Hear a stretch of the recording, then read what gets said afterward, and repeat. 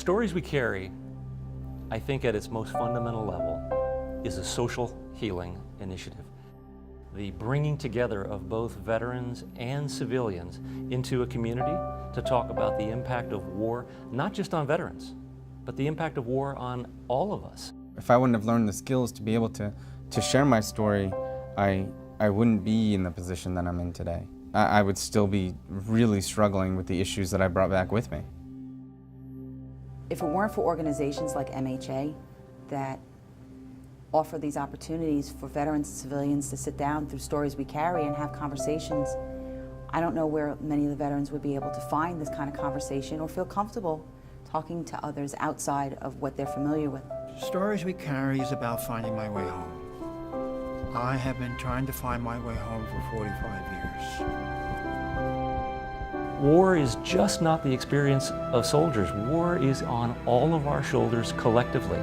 And I think what makes Stories We Carry unique is that there is no other organization in this country that has the explicit purpose of bringing veterans and civilians into community to transfer that weight, to transfer the burden of war back onto our shoulders.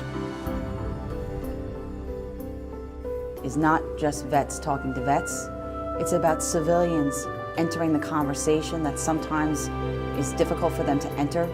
And I think that that's really because of the misunderstanding of the burden of war and the responsibility that we all have. And it was so good for me that I kept going and became involved in it.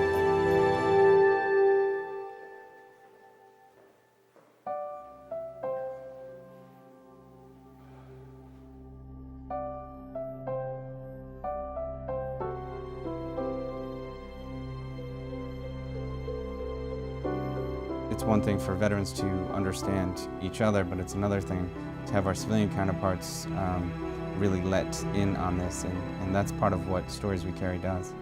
I feel like for the first time I'm actually an engaged citizen doing something for and on behalf of our military in a way that I was never able to before this experience.